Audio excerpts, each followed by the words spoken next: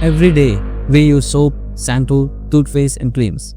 These are part of our daily routine. We trust the brands behind them, but have you ever asked who really makes them and what is their story? One company appears behind many of these products. Its name is Unilever, and the story behind it is not as clean as it looks. Unilever makes many products we all recognize: Dove, Lux, Pepsodent, Close-Up, Surf Excel, Fair and Lovely, and whatnot. These names are everywhere from ads to supermarket shelves. They sell us dreams of beauty, success, and confidence. But behind the dreams, there are real events that most people have never even heard of. Stay with me and let's explore what is happening behind the scene. Ladies and gentlemen, fasten your seatbelts. Peaceful town of Kodaikanal in Tamil Nadu, something strange started happening. People living near an old factory began getting sick. Some had rashes on their skin, others started forgetting things.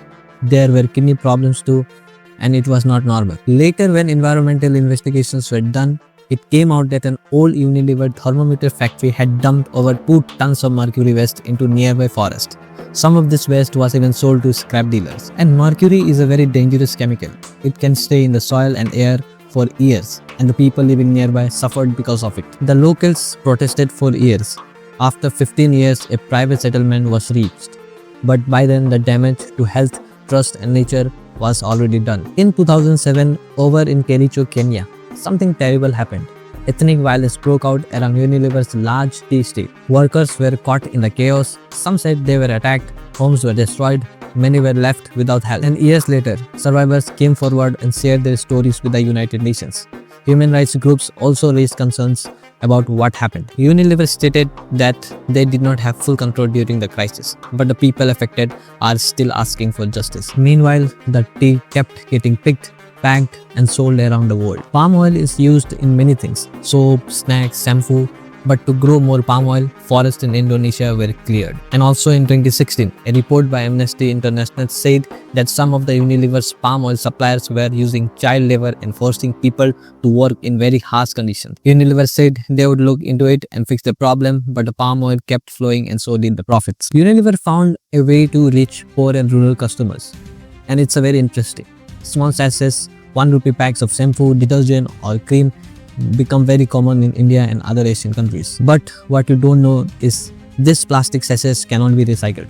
They ended up in drains, rivers, and streets. Unilever said that they are trying to reduce plastic waste, but according to reports, they were also part of industry groups trying to stop plastic bans in developing countries. In public, they talk about being eco-friendly, but in private, the actions did not always match. And a very interesting case study in India of Fair and Lovely. Fair and Lovely was not just a skin cream, it was sold as a way to change your life. The message in ads was very clear.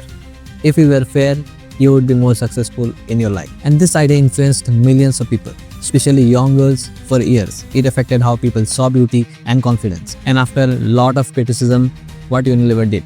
Unilever changed the name to Glow and Lovely.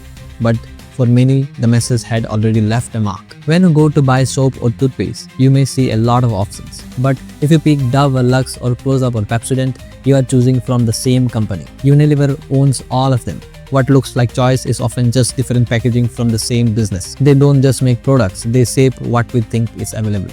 Unilever is still growing around the world, but some recent reports raise new concerns. Media and NGOs have reported serious issues like abuse on tea plantations. They continue selling products in Russia during wartime, which some groups criticize. In the UK, their climate claims are being checked by authorities, but even with all this, their sales are strong.